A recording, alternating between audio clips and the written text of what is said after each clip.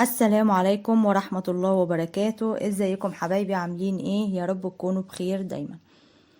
وصفتنا النهاردة وصفة سهلة وبسيطة وجميلة جدا وغرقانة كده في الصوص بتاعها، وان شاء الله هتعجبكم. هنعمل مع بعض النجريسكو بطريقة حلوة جدا، وطبعا هتبقى غرقانة في الصوص زي ما احنا ما قلنا. البشاميل بتاعها بيبقى كتير وخفيف شوية، مش زي المكرونة بالبشاميل. زي ما انتوا شايفين كده، تحفة بجد. وهي سخنة بقى جميلة جدا، وأما بتهدى برضو بتبقى أحلى وأحلى. يلا بينا ندخل على الوصفة بتاعتنا ونشوف هنعملها مع بعض ازاي. بس قبل ما ابدأ الفيديو، لو أول مرة تشوفوا القناة بتاعتي، يلا ادخلوا نوروني واشتركوا وفعلوا الجرس علشان يوصل لكم مني كل جديد، واعملوا لايك على الفيديوهات وشير لأصدقائكم. جبت طاسة كده وحطيت فيها شوية من الزيت، وهسيبها لحد ما تسخن كويس. بعد ما تسخن معايا هنزل ببصلاية مبشورة. عايزة تقطعيها مكعبات صغيرة براحتك، انا بشرتها. هبدأ بقى اللي انا اقلب فيها كده واشوحها واسيبها لحد ما تدبل معايا. بدأت ريحة البصل بقى تطلع معايا كده وهي بتتشوح. بعد كده هبدأ انزل بنص كيلو من صدور الفراخ متقطعة رفيع او حتت صغيرة، اللي انتي عايزاه. تمام. هبدأ بقى اللي انا افرد قطع الفراخ بالشكل ده. طبعا النجريسكو بيتعمل بالفراخ، ما بتعملش باللحمة. تمام كده. ده اللي بيفرق معانا النجريسكو عن المكرونة بالبشاميل، اللي هي بتتعمل بالفراخ، وكمان الصوص بتاعها بيبقى خفيف شوية مش تقيل وبيبقى كتير. ده الفرق بين دي ودي. هبدأ بقى اللي انا اقلب الفراخ بعد ما غيرت لونها، وهسيبها بقى تتشوح كويس، وهسيبها تستوي وتشرب المية اللي هتنزلها خالص. طبعا صدور الفراخ ما بتاخدش وقت في السوا، وكمان متقطعة صغير، فمش هتاخد وقت معانا خالص. معايا بقى قرن فلفل حامي على بارد. لو انت حابة اللي انت تحطي فلفل الوان حطي، ومش حابة اللي انت تحطي فلفل حامي ما تحطيش، والمتوفر عندك اعملي بيه. مش عايزة تحطي فلفل خالص في الوصفة ما تحطيش، بس الفلفل الحامي هيدي معانا نكهة حلوة. حطيت بقى شوية من الفلفل الاسود، وكمان بهارات فراخ، وحطيت بابريكا، وهحط الملح واظبطه. هي دي التوابل بتاعتنا. هديهم بقى تقليبة كده، وشمي بقى ريحة التوابل مع التشويحة بتاعت الفراخ. تحفة بجد. هسيبها بقى كده تتقلب تقليبتين مع الفراخ لحد التوابل ما تشرب كويس مع الفراخ، وبعد كده هشيلها من على النار. شلت الفراخ كده، وهبدأ اللي انا اجهز المية بتاعت سلق المكرونة. هحط فيها ملح بس، مش هحط زيت. هحط بقى كمية الملح المناسبة. بعد كده نقلتها على عين تانية، وهشتغل في البشاميل. هعمل كده حوالي 5 معالق من الدقيق. كل معلقة دقيق عليها معلقة سمنة وكوباية حليب. تمام. هيطلع معاكي مظبوط جدا. هتعملي بقى حسب الكمية اللي انتي عايزاها. هسيب السمنة بتاعتي تسخن كويس. انا عاملاها بسمنة فلاحي، هتدي طعم حلو جدا للبشاميل. ممكن تعمليها بزبدة، وممكن زبدة على زيت، وممكن زيت بس اللي انتي حباه. حطيت كده كمية الدقيق اللي انا هعملها. بعد كده هجيب المضرب وهقلب بقى، وهفضل اقلب كده واشوح في الدقيق لحد ما ياخد لون خفيف، مش اللي انا حمره قوي، هيبقى لون خفيف كده وريحته تطلع.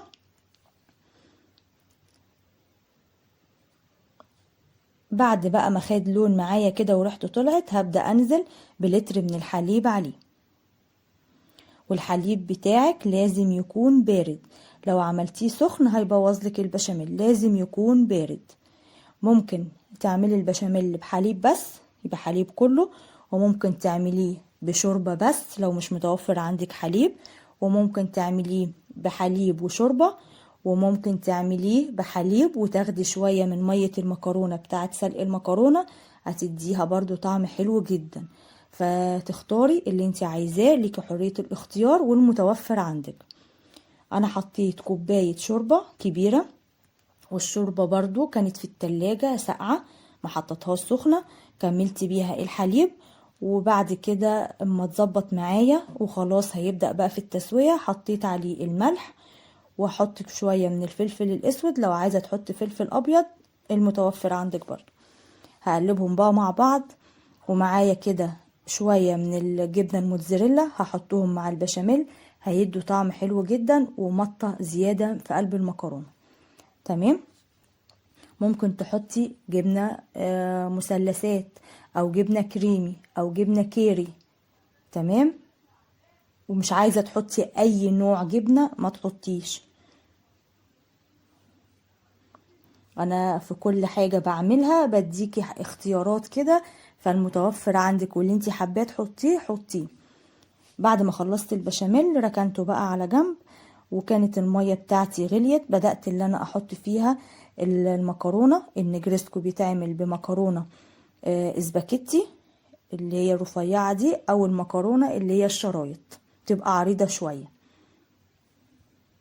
فانا عملتها بالسباكيتي اللي هي الرفيعة، وما بتكسرهاش، بتعمليها بحالها كده. بعد ما سخنت بقى كده من المية بدأت تنزل معايا، هي تهديها تقليبة علشان ما تلزقش، وهسيبها لحد ما تستوي. بعد ما تستوي هشيلها بقى في مصفى واصفيها، وما بغسلهاش برضو علشان انا مش عايزة النشا تطلع منها، علشان تتماسك معايا وتبقى القطعة متماسكة. بعد كده بعد ما خلصت بقى كل حاجة وجهزتها، جبت البايركس اللي انا هشتغل فيه. هتجيبي بقى اي صينية انت حابة تشتغلي فيها، حطيت فيها شوية من البشاميل تحت كده زي ما انتوا شايفين، وبعد كده هجيب نص كمية المكرونة هفردها في الصينية.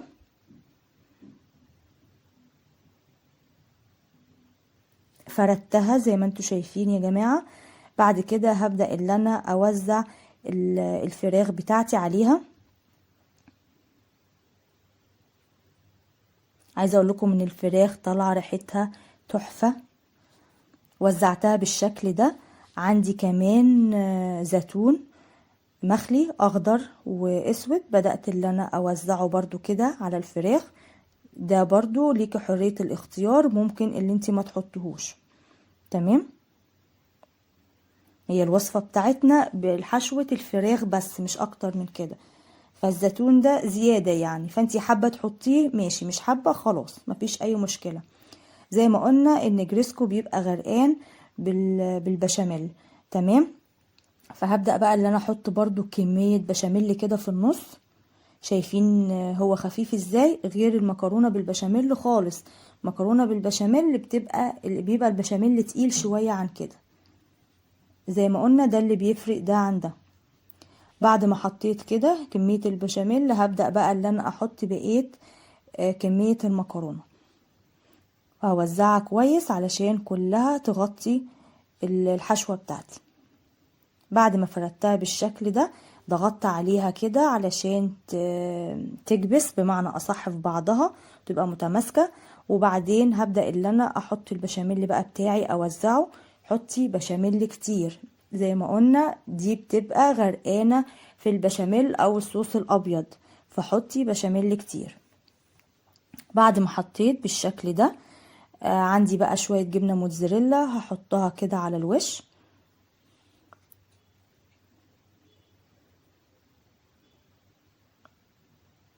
هحط كده هملة الوش كله.